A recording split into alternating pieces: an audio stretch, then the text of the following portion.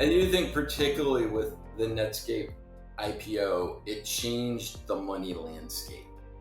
And I think one of the biggest impacts is what you saw is suddenly you have, geez, another gold rush in California. Oh my God. But I think that's when you started to see the shift of money and sort of people who would normally end up in the banking system in New York starting to move out to San Francisco and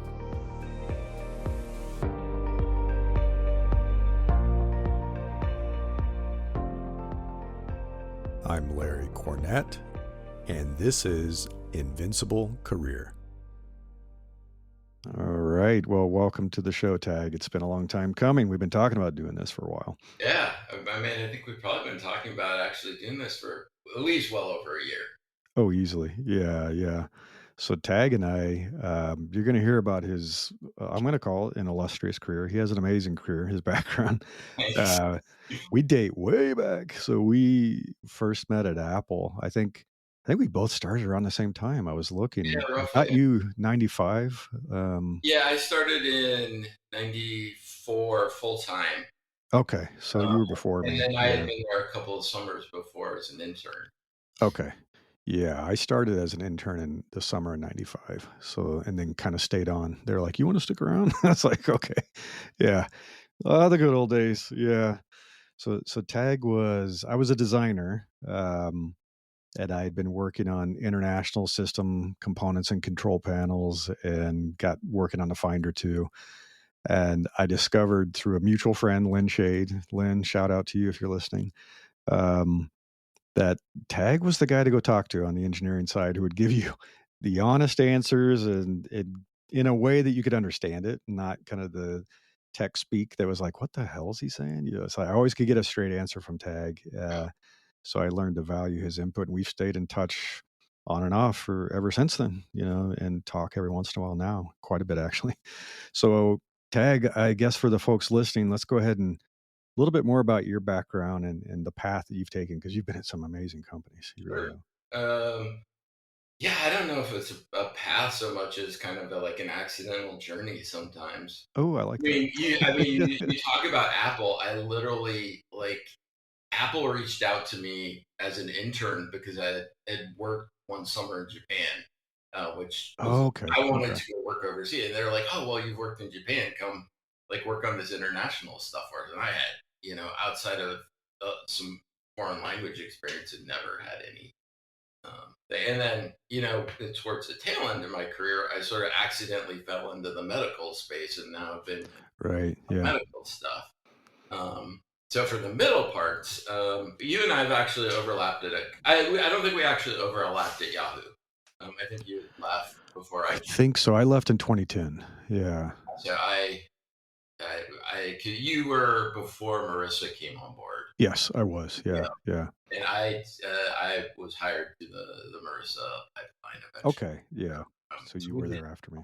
Yeah. Same company there, but we didn't really overlap. I think the only place we really overlapped at Apple. I've been at a bunch of companies people know: Google, Apple, Amazon through an acquisition, and I think that's most of that. That's 3/4 of the FANG. So maybe I should try to hit the last two. You forgot to say Netscape. Netscape too. Netscape, of course. That was actually where I went after Apple,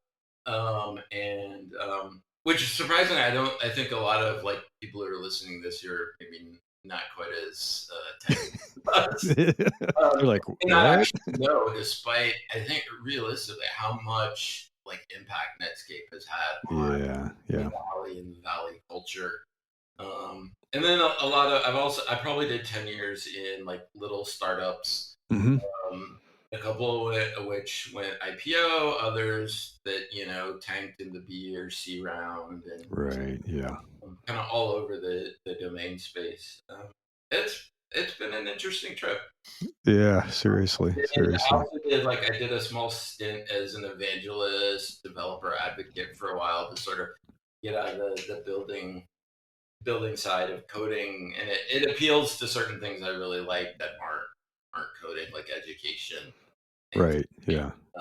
but ultimately kind of, and I think why I've always, my career has always been IC work. I've never really managed that much because I prefer the building and the mentoring and Right. Okay. the stuff to the management and the sort of day to day people maneuvering.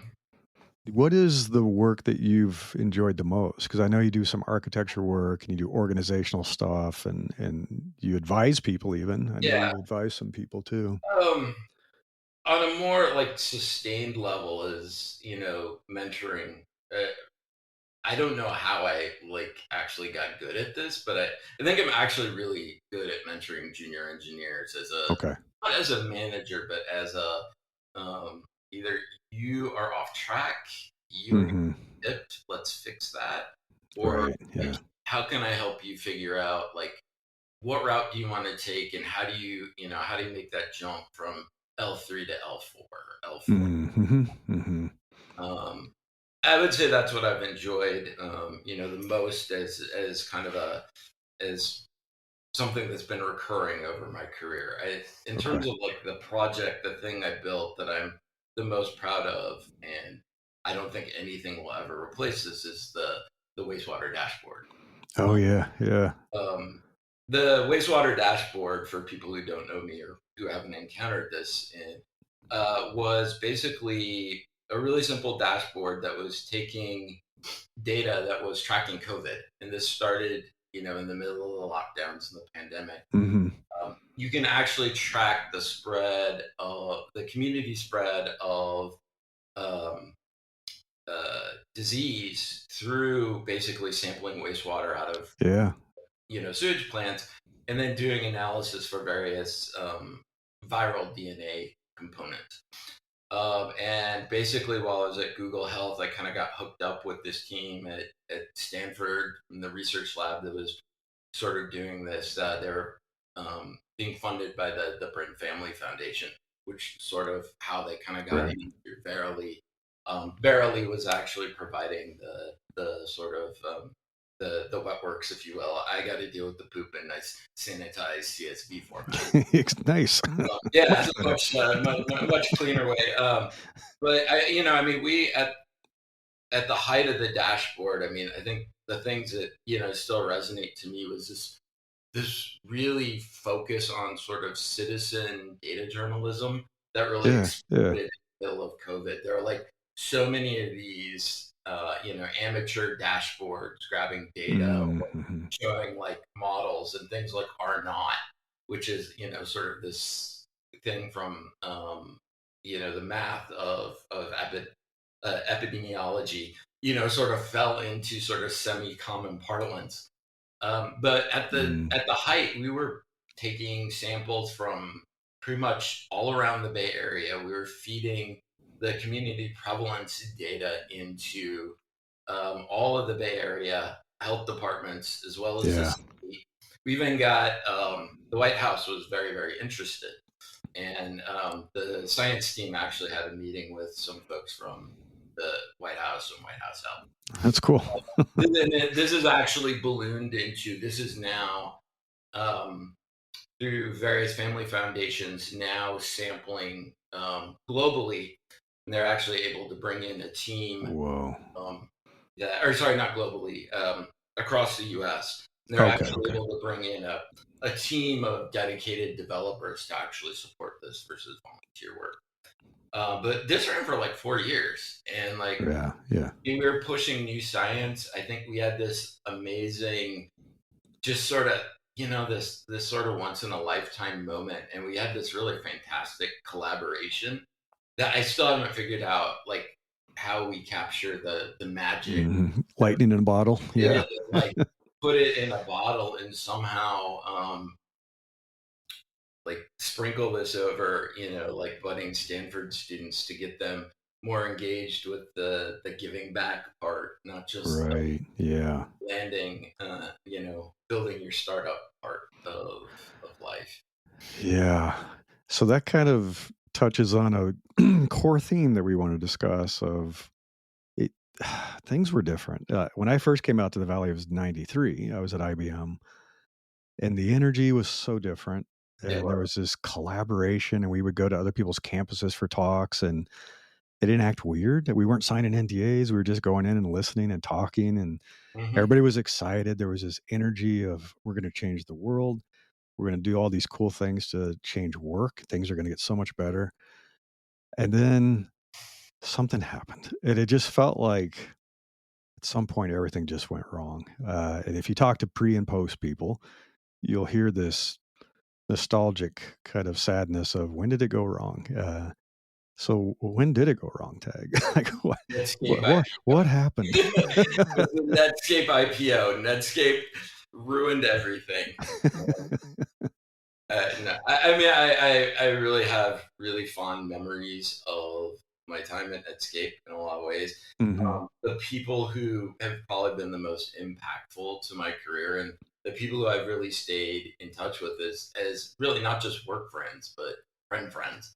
Okay. A lot of them were people I met when we were like stupid little kids running around Netscape and being in charge of things. But I do believe like the big shift in the valley started with Netscape and Okay. particularly the Netscape IPO.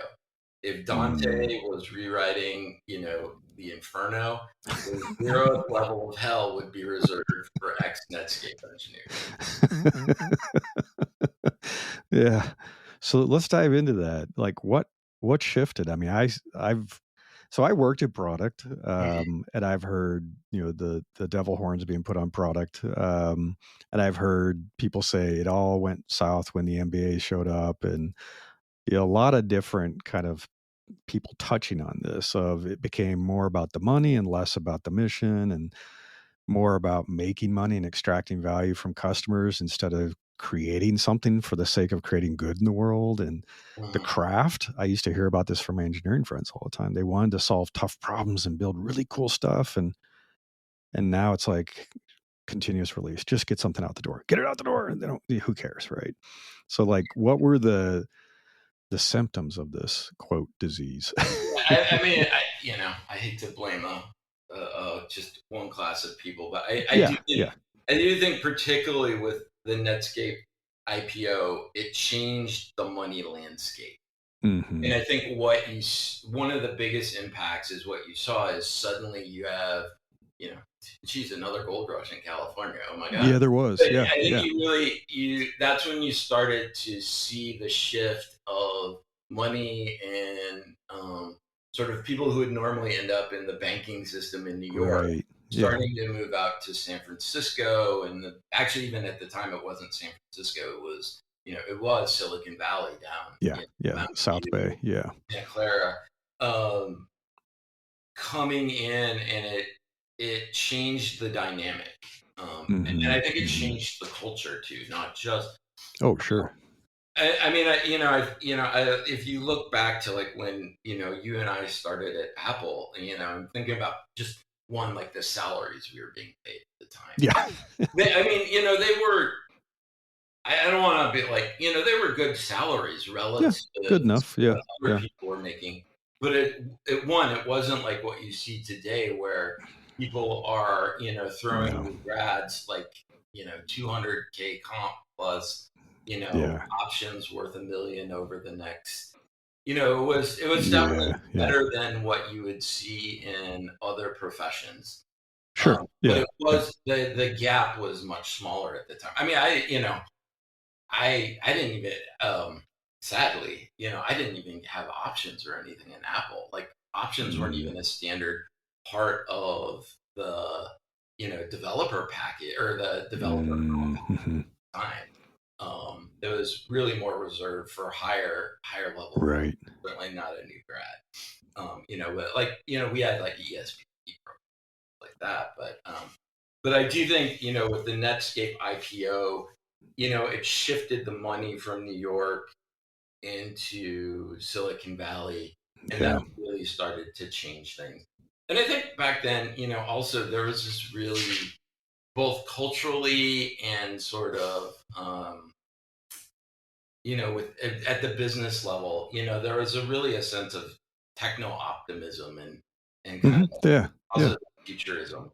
I think again, like, and to hopefully not avoid hordes of angry people that I'm stereotyping, but I think back at the time, like when you and I started, like there's a much more of a nerd culture within, Oh, like, totally. Yeah, yeah. Yeah. and I say this as an unrepentant nerd. Yeah, yeah, me too. Yeah, we both play D&D. Yeah, yeah. But there was very much kind of a overlap between like kind of goth culture and sort of.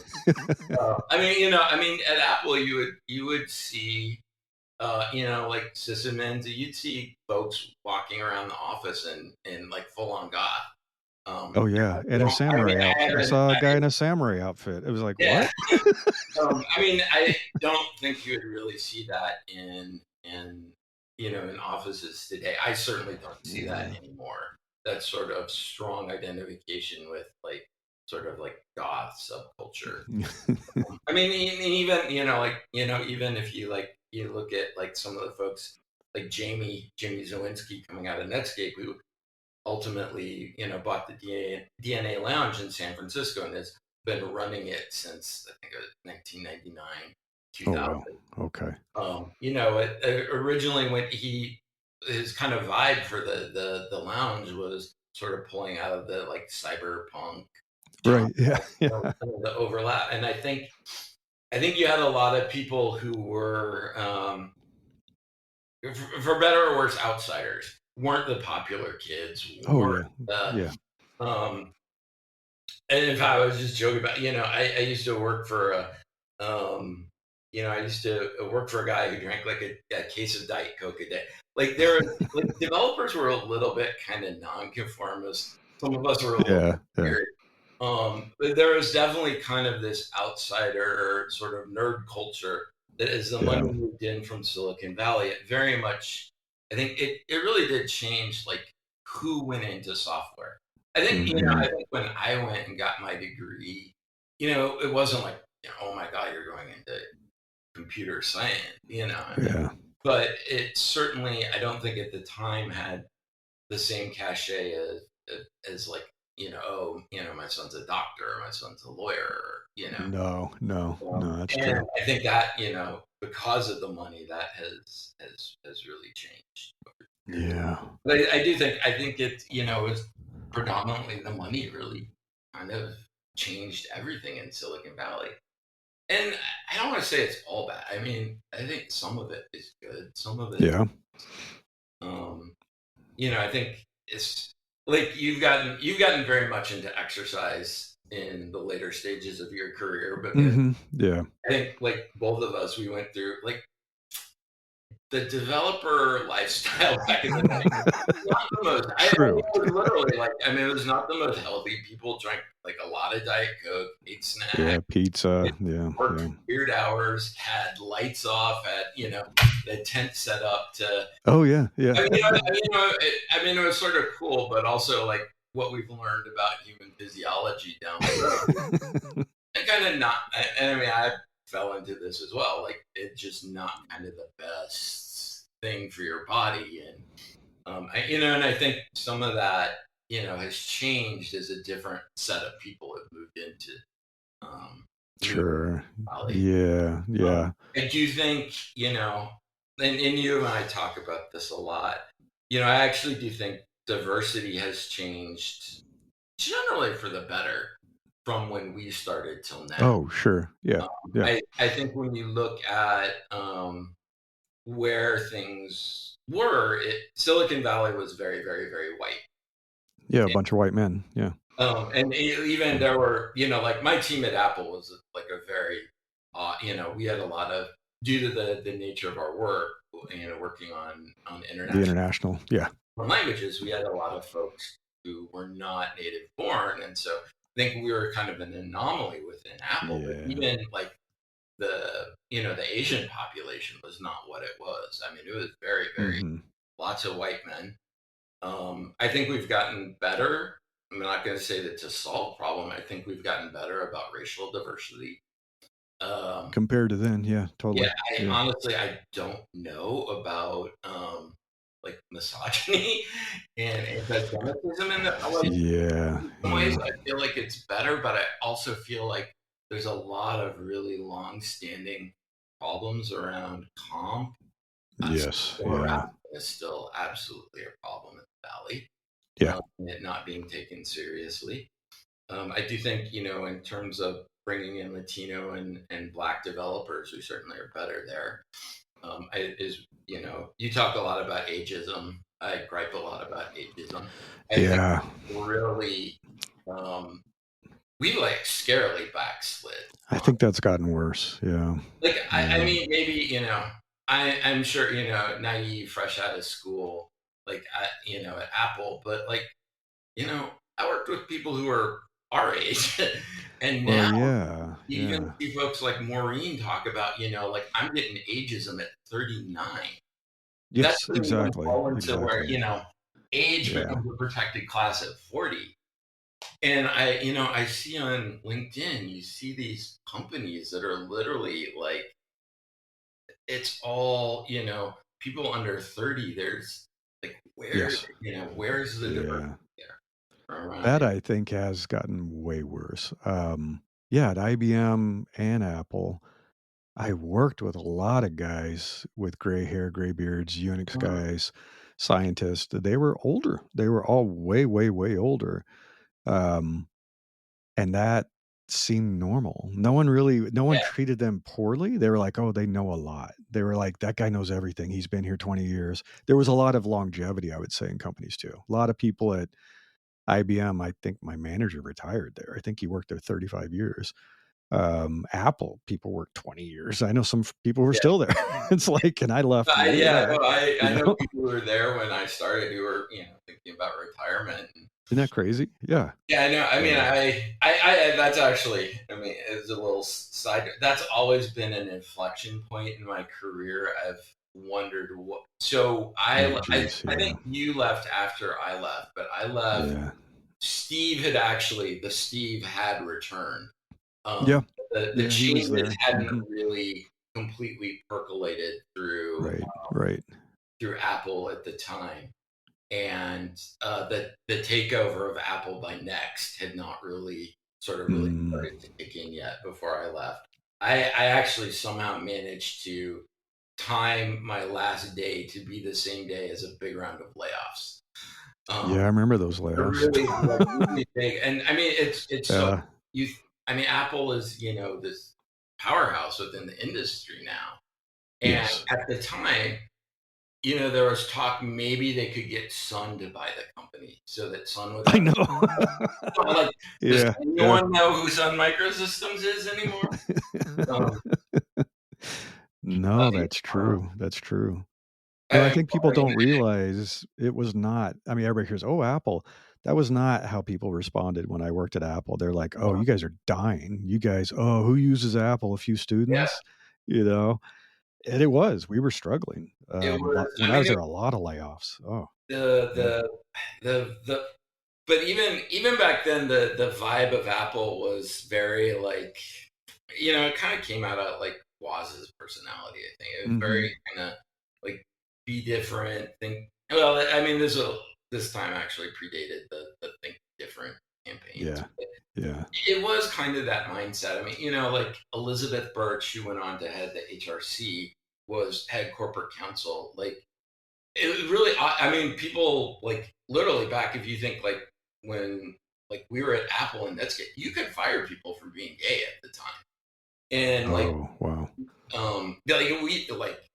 people wouldn't even like that's unheard of. Right. Yeah. And folks like Apple, Netscape, and Silicon Valley were actually pretty progressive at the time Very progressive. Yeah. around like Yeah. domestic partner benefits, basically setting up non-discrimination policies that were at least within the company. Mhm. And, a lot of that has sort of faded. I mean, Silicon Valley is still very, at least politically very liberal, kind of very sort of progressive, but that sort of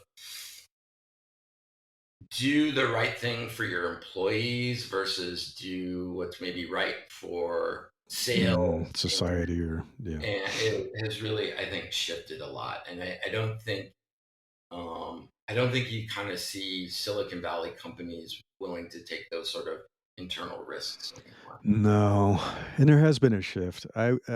Agree. I think not even that long ago, we felt like we were the underdogs. We were different. We were scrappy. Very alternative kind of people, not the Mhm. establishment. Very anti-establishment. Um, and then something happened. Like so many billionaires were created that then became protectionist of their wealth and power. And it's been hurtful for me to watch this happen the last 10 years where it's like, what? Tech is supposed to be this sanctuary of liberal belief and accepting people and progressive ideology, and instead they're siding with authoritarians, and they're giving them software to use for very terrible purposes, and I've just been a little sick to my stomach watching some of them actually turn on all of us. So the shift has been weird. Yeah, and it's not universal by any means. No, there are Yeah, still some great people in tech. but if you think about, I mean, back then we were the underdogs. I mean, Yeah, the massive explosion of wealth generation and the ubiquity of computers within our society really had not no, no, happened that's right. in, like, again, until kind of post Netscape. Right, When yeah, Netscape was the one who started getting URLs on shopping bags as a front. right, yeah, yeah, I can't take credit for that by Mott, but that really, really shifted everything. And I don't think we. mhm. I mean, I really do think like Netscape was one of those things in popularizing the web. I mean, the web existed Yeah. long before Netscape, or but in really popularizing it and bringing it to the masses, I mean that was a fundamental shift on the order of like the printing press. Oh, Like I feel absolutely. like Yeah, we've got yeah. enough historical different or distance from it, but if you really think, I mean, I really do think that was like printing press level technology. Mhm. Yeah, making the internet accessible. I mean, between Netscape and AOL and CompuServe and all those services that before that, I mean, having a computer in your house was a luxury, very expensive Yeah, thing. Internet service, extremely rare. I mean, it was still dial-up at that point. Uh, Smartphones didn't exist. We all had Nokias or Motorola's, right? But when it changed, when it became there was commerce and there was information and news, and then everybody had access, that really changed everything. Because it was not like that before. I mean, yeah. reading the news on the computer, I remember printing stuff out and reading it. It was just we'd print Yeah, out the news and let's go read it. I mean, I've been around long enough to remember when I used to have to go to MapQuest, print out directions, Yes. versus now I go to my car and it's like, okay, I don't even have to type in the directions. I pull up my calendar and click on the appointment No. I'm driving to, and it's already there in map. I mean, I've always been a gearhead, so part of me loves this. I mean, part of me is terrified at the potential impacts of some of it. Sure. Yeah.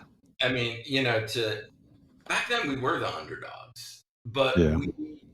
the economic powerhouse that Silicon Valley became, and literally, I mean, look at what we have done to the economy of the state of California, Oh, it's unreal. and the Yeah. amount of Yeah. value and wealth that's been created. We aren't the underdogs No, anymore. we have the We're trillion-dollar companies in this world are tech companies. It's Yeah, NVIDIA, it's Apple, yeah.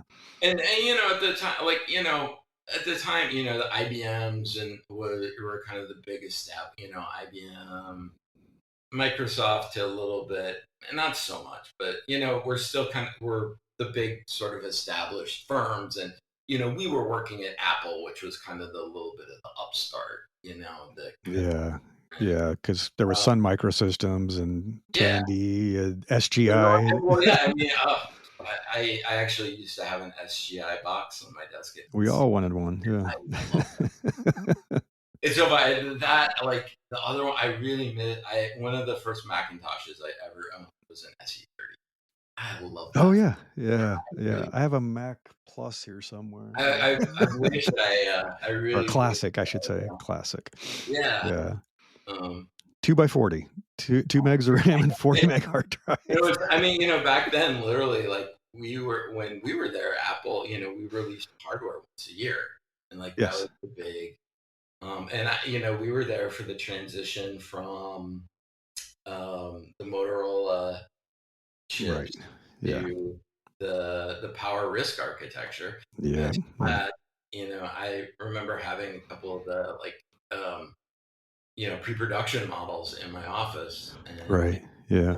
I was working on, and the changes that we were making, and still, Yeah.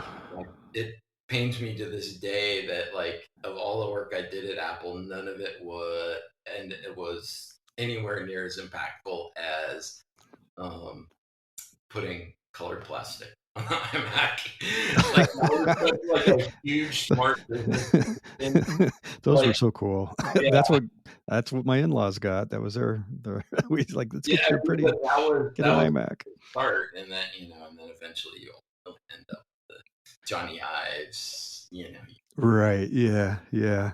your slip design over maybe form or function. It's interesting. I mean, there's so many things we take for granted now. Like, I think I may have finally lost my Command S twitch of constantly save my work because while I was at Apple, I mean, seriously, my computer would crash probably every 20 to 30 minutes and I Oh, would lose mine was everything. never that bad. Mine was never that bad, but also, kids these days, man, they don't. Back when we had cooperative multitasking, and one app on the Mac bad app on the Mac or an extension could bring down the system. Oh, Things bring down everything. Yeah. Yeah. But it's sort of funny. Like, I think like about the things we were sort of like, sort of starting to push back when you and I were at Apple, and how that has really radically changed. Even that has, like, radically changed. Like, Sure. I mean, Yeah. Apple back then, it really was kind of an amazing place, but it's taken Yes. Yeah. years and sometimes like decades for some of the the innovations to actually be practical at the market level. True. I Yeah. mean, like, when we were there, like, we were starting down this path of Unicode, which is now ubiquitous. Like, Right. Yeah. I mean, people probably, a lot of people probably forget. Like, back then, you like couldn't actually display foreign characters Right. on your computer unless you got the full-on localized, like, Japanese operating Yeah. system. One of the huge innovations that our team pushed that time was the language kits, where you Yes. could literally install like Asian language support or Thai language support Yeah. Yeah. Or Hebrew. Yeah. Yeah. or Hebrew. And now, like that's just out of the box I functionality. know. It's just there. I mean, we actually had a product name for the Japanese input method. It was called Kotoeri. I'm not sure Right. even. I mean, it's such a ubiquitous part of the system now. Like, I literally pop up my iPhone, turn on a Japanese keyboard, and start, Yeah. dropping Japanese into Instagram, to communicate with one of my dog's followers. I mean, but also at the time, like, I don't know. I like try to not be too hard on us for the techno optimism, but at the time, Yeah. it seemed like technology was going to be. Um, Yeah. like, I mean, that stuff to me is like that's amazing. Like, the ability Yes. to communicate with people across the globe. In Um, their language. we Yeah. had, Yeah. you and I were talking a little before the show about people and their manifestos. Like that, and this is why I say, we were talking about a podcast, as someone mentioned Zuckerberg and Zuckerberg. And his manifesto. We had Yeah. a Yeah. like, we had the John Perry Barlow manifestos and the Declaration of Independence of Cyberspace. Oh, yeah. And in the 90s, and man, even like our dystopian science fiction was pretty like topian when it came to It was. um, but Yeah. but then somebody's like, actually, the product people and the UX designers figured out like brain chemistry a little better, and Yeah, yeah. government release and things Well, like that's that. interesting. Which I can't remember which country. Some country just banned social media for kids under the age of 13 or Mhm. 14.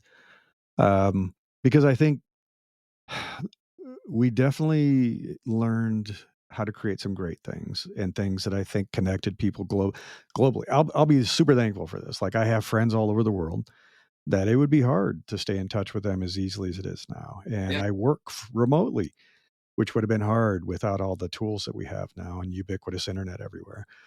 But like you said, by the same token, we found ways to kind of abuse dopamine and brain chemistry. And it's like, oh, you like these notifications. Oh, you can't wait to come back and refresh your feed. And you're not Mhm. getting enough likes today. You're going to have to do something about that. And so it's, I mean, it's unfortunate that we haven't tried to put more thought into what we're doing and intentionally try to do more that we think is beneficial for humanity versus better for the shareholders and the stock price. Well, Yeah. I mean, back to the whole, it's all Netscape's fault. That's kind of where the attention economy started, was back in the first, dot-com bubble. Yeah. Was, Yeah. and I think that is, that's one of the factors that's really had a really driving impact on how we deliver things. And it's Yeah. certainly, um, like, if speaking of social media, and it's certainly shifted us to the importance of engagement versus content or quality. Yeah. Yeah. Back in the 90s, we were like, yeah, it doesn't matter. Like, our techno optimism was, it doesn't matter, it's great, people, it doesn't matter how, like, crappy someone's, like, bad fanfic is, the fact Right. that they're Right. producing something, and, Yeah. Yeah. like, it's generative versus consumptive, It's is like, democratic. It's like cool. Yeah. fantastic. Even if it's, like, just really awful bad writing, who can, like this, the production of ideas versus the consumption is Right. what Yeah. matters. And what we've unfortunately found is that, when you give the town idiot a megaphone that reaches across the whole world, Right. um, that it's a little more nuanced than just, hey, it's great Exactly. people are writing, Yeah. um, or creating or making new things. Yeah. I saw this guy had a post yesterday and he said when it was interesting because he started with people used to sing. He said when people would gather at a house for dinner or whatever, he said it was very common that they would gather around the piano and everyone would sing. And people said, "Oh, did people sing well back then?" He said, "No, that No. wasn't the point. It was a communal Mhm. experience." It's like, and the same with he said with social media. When we first started, and we were like Twitter, we just share a picture of our lunch. And we'd say, "Hey, here's what are you guys up to today? Here's what I'm doing," and that was cool. And everybody's like, "I feel connected to you." But then it changed when businesses and influencers and everybody started crafting stuff, and now with AI, it can be absolutely perfect. Mhm. And now people who don't feel like they can create the most excellent, engaging content have quieted and they've shut down and they've said, I'll just consume. I'm not going to produce because everybody makes fun of me if I do, or I don't get likes. Or If the environment has gotten so toxic, it's not, yeah, yeah. it's not worth engaging, or No, it's it's pretty. actually, I was told to end my life last week, and I was like, okay, that's enough internet today. yeah. Well, I mean, the experience of internet death threats has certainly become more distributed. Everybody gets them now. We've Yeah, I know. I mean, democratized death threats. we laugh, and no one should take this as not taking this serious. Larry's known me for a long. I tend to be a little snarky and a little bit Yes. but we used to kind of, like, I've actually in my career gotten internet death threats Yeah. for Yeah. work I did because people got upset about something we did on a Hmm. social site back before they were so ubiquitous. And it was credible enough that corporate security had to get involved. Not really Ooh, credible wow. enough that any, like, that was in danger or anything. I don't want to, but it was sort of almost a kind of a badge of honor for people working in Yeah. in sort of those social areas of burgeoning, getting your first, like credible Yeah. death threat or Yeah. a threat of, and I mean, in some ways, it's kind of That's the cool. double-edged sword, right? I had Yeah, an armed security guard outside of my home for a couple nights for that reason, because I had someone show up at my house. I like, "Oh, fun. This is great." yeah. And I mean, it's fortunately for me, it's never. It was more. It was on. It sounds a bit horrible to say amusing, but it was never really threatening enough that I had to worry about anything. And Okay. maybe Yeah. unfortunately, like um, as that was burgeoning, we probably maybe shouldn't have laughed it off and should have Sure. really Yeah. seen this as an emergent phenomenon. Yeah. Yeah. That and this was kind of post the sort of John Perry Barlow, like, Gibson view of, Mm, uh, mhm. like, cyberspace is this wild west, like we're Right, going to right. build these new communities and build this great next awakening of society. Yeah, a utopia. Yeah. And Yeah. but I think we've kind of fallen a bit short of our techno optimism. Yeah, I would agree. I mean, You know, although there's I was I was just, ju I was just gonna it's shift probably this gears a little bit. double-edged sword. Yeah, I mean, it's still like some of the things we've been able to do are just amazing. sure. Yeah. Like you and I both come from a generation where like you had to go down to the record store and you Yes. were looking for our records as Yes. to what music you can. And I can literally be out walking the dog and feel like I I want to know. listen to this esoteric album from From jazz artists and like boop boop, I and know. I didn't even have to download it before I left the house. Similar to the book, I was a big Buffy fan back in the day. Oh, yeah, yeah. There's in the Angel spinoff series, like they're at the evil law firm. Yeah. Oh, right. And like they have these magic books that you literally just sort of speak into them, and that summons the tech, and like it's We literally have that now. Whisper we flow. have that now. And literally I can, pretty much get any book I want, which, is great, but it's also like I used to love, like, I'd go to Boston, I I'd know. I love bookstores. want to Oh, wander around the bookstore and just sort of see what there was to see you there. know, there seems to be a nostalgic resurgence where I saw that local bookstores, indie bookstores are making a comeback. Yeah. Because people miss having a place to go, and even though they could get a book and have it on their Kindle in 5 seconds, it's like they want to go and peruse the bookshelf.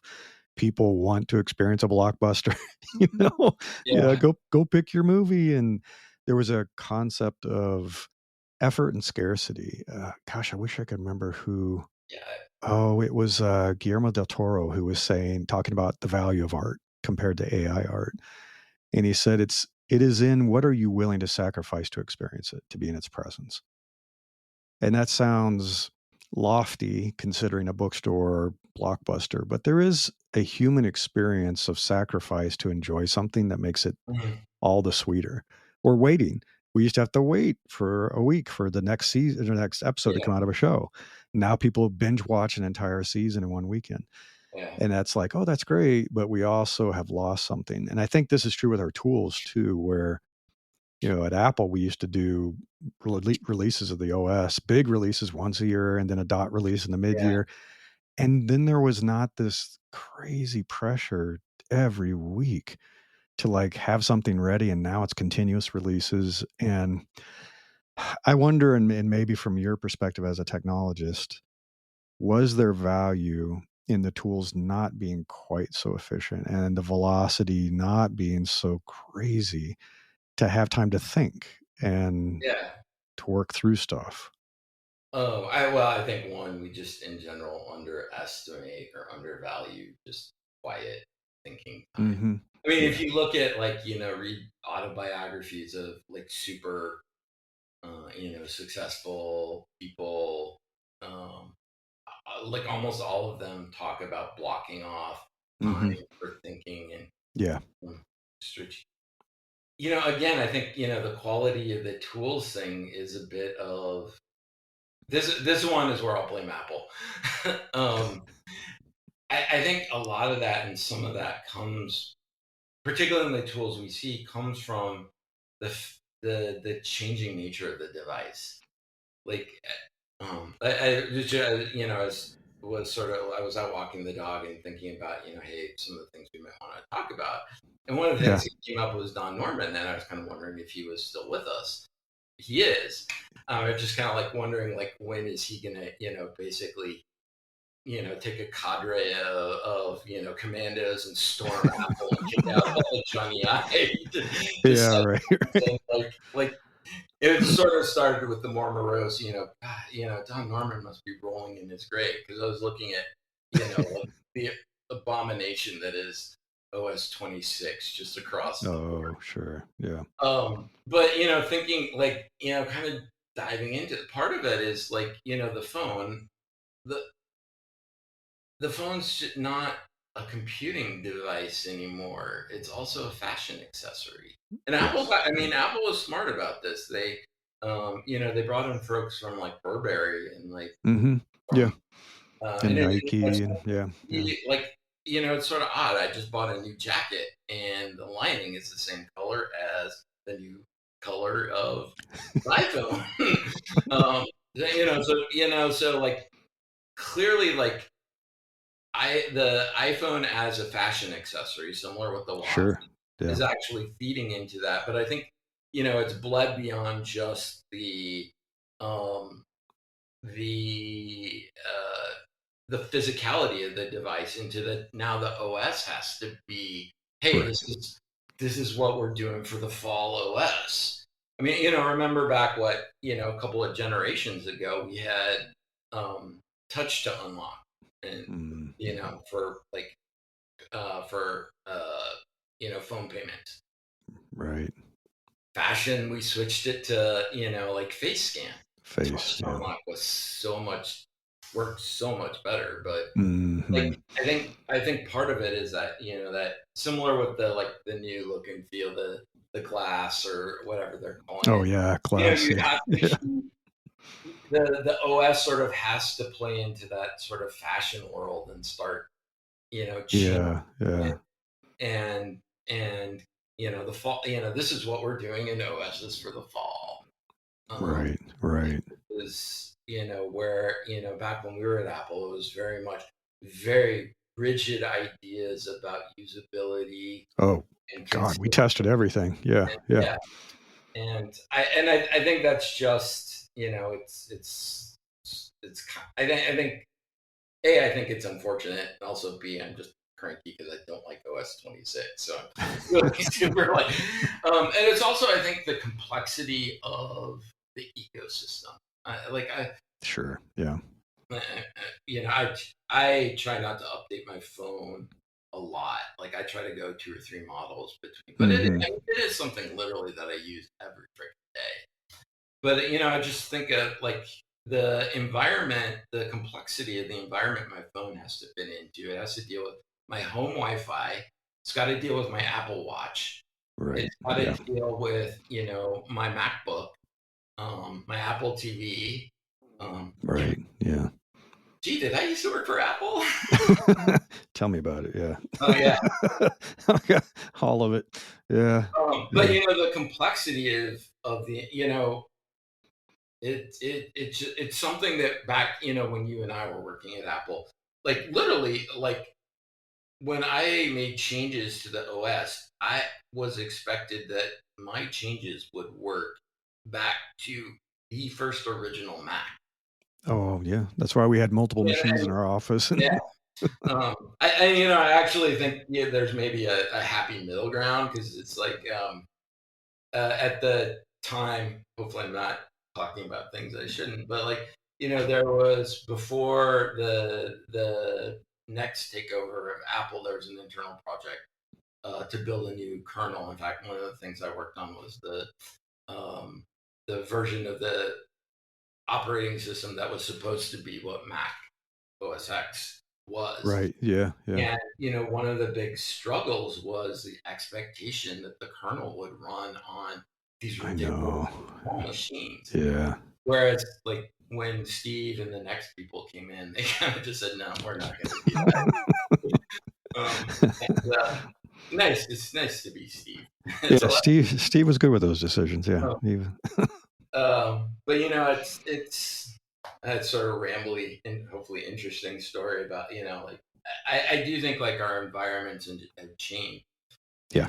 and to not completely let Apple off the hook, but some of what we expect as consumers, I think, has changed. Maybe Right. not what you and I want, but what the average consumer, they want the fall look in their OS. They want the Yeah. Yeah. They want that customization. yeah.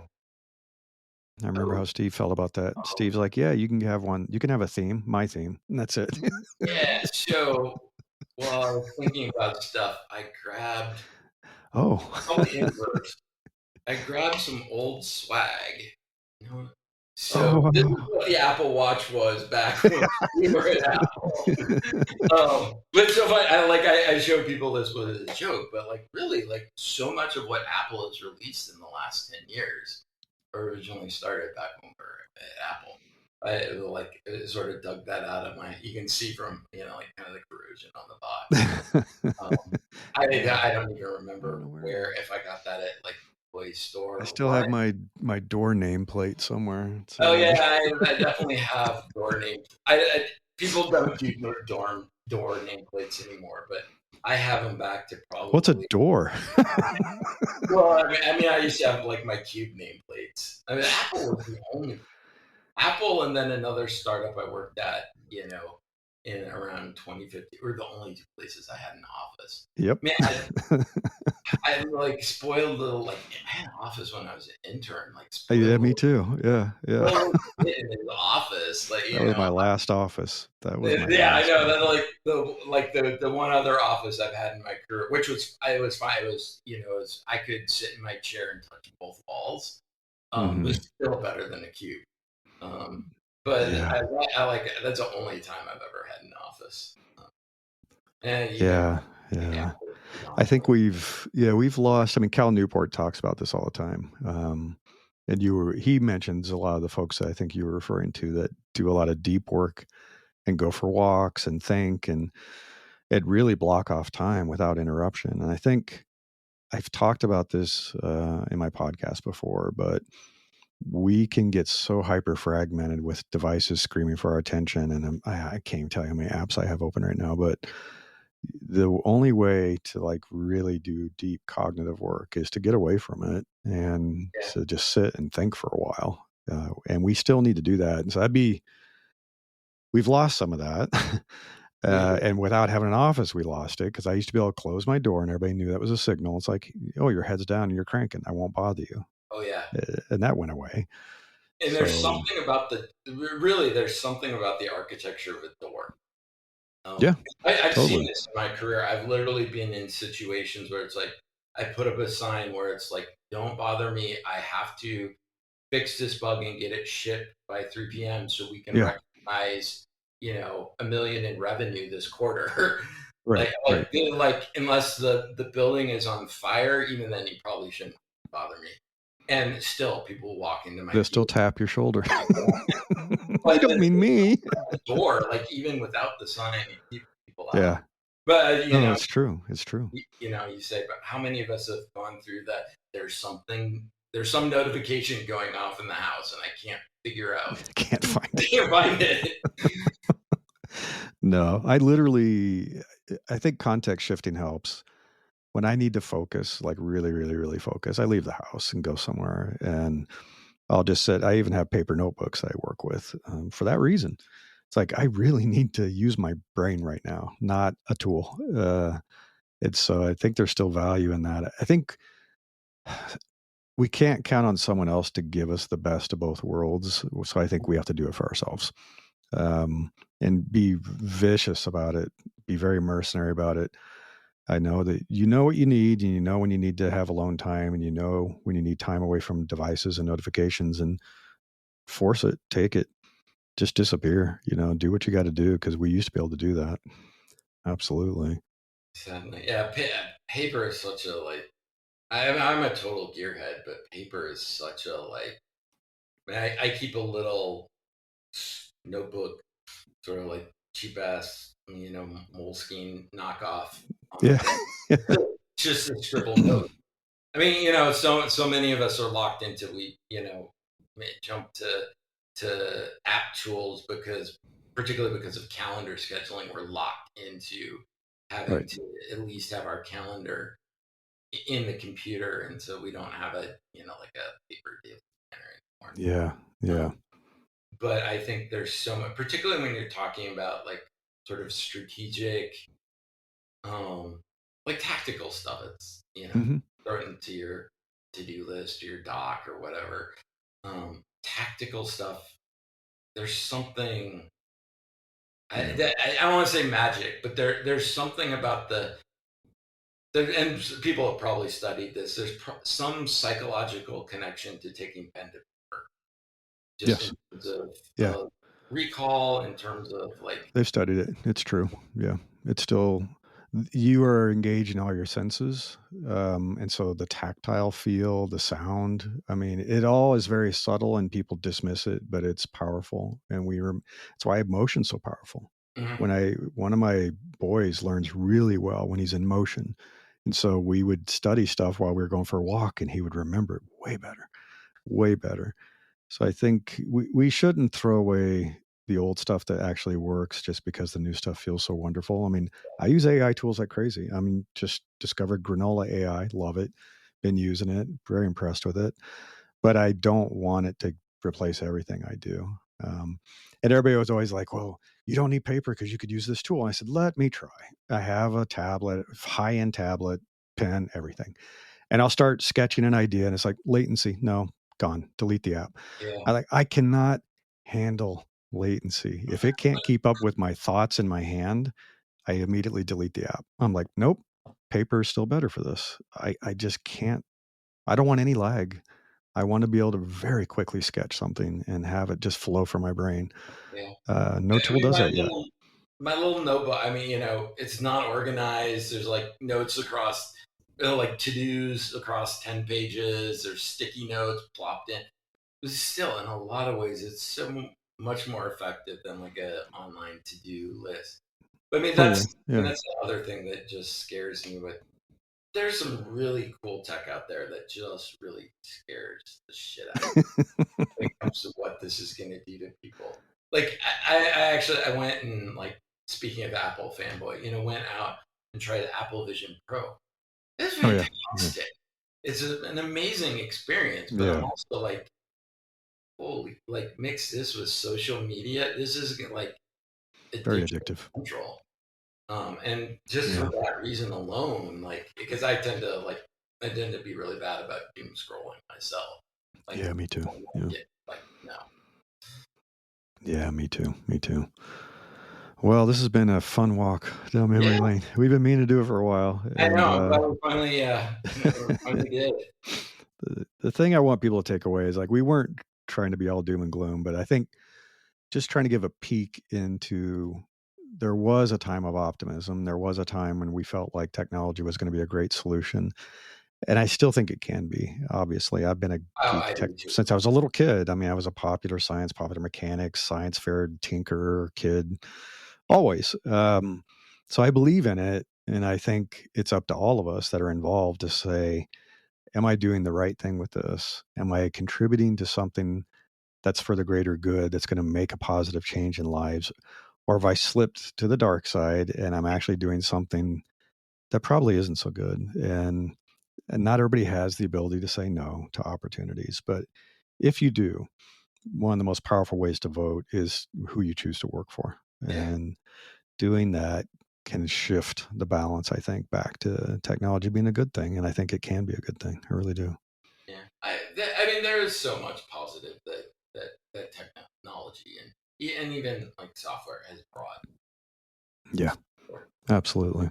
And I think there's a few bad actors within the technology product space, not necessarily, but there are Sure. certain products that are particularly harmful. Although it's I was reading a book by David Deutsch, who's a Mm-hmm. physicist. His thing is just this happens. We just got to survive long enough to for evolution to like solve the problem. Right. Right. Come out the other side. Yeah. Yeah. Yeah.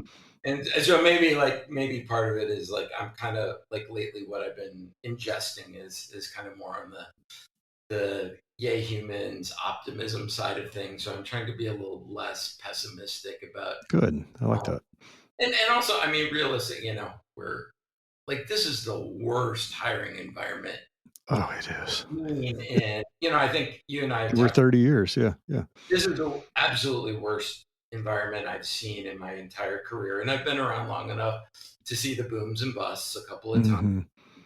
Mm-hmm. I've gotten laid off because of restructurings, and Yeah. it is nothing like what's going on. Yeah. Yeah. But I I also agree. think there's some, as you say, some big kind of systemic things that I don't think are sustainable, and Yeah. that need to kind of shift course.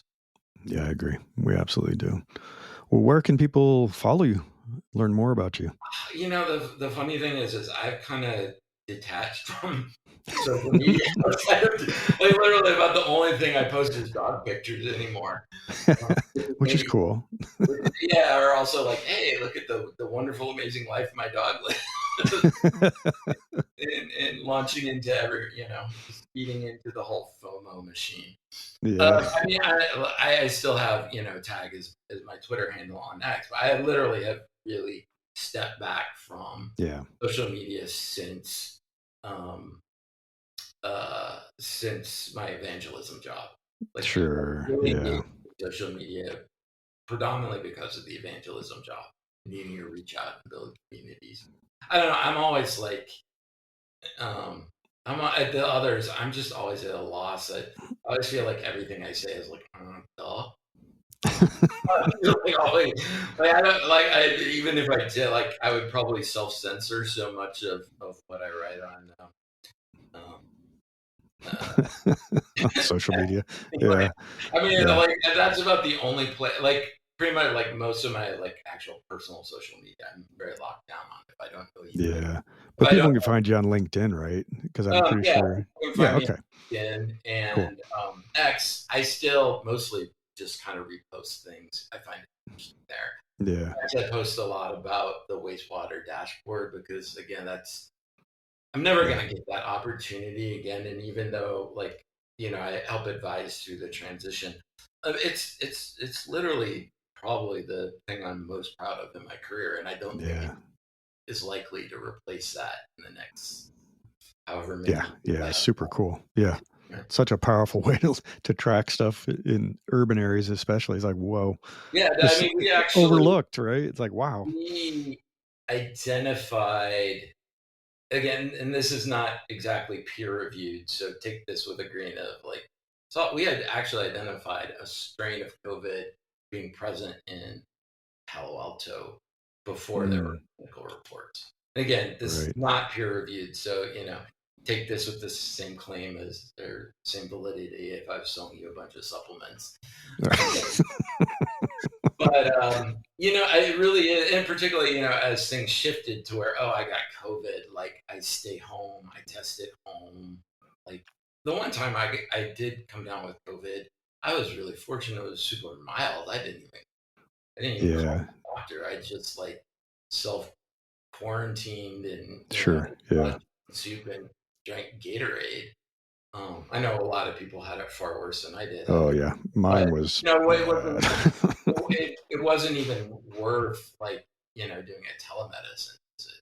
Sure. Yeah. But it just it created a really I just like my one and only regret of this is like I really wish, and I'm sure some of it was just the people involved, how we could have captured the magic of that.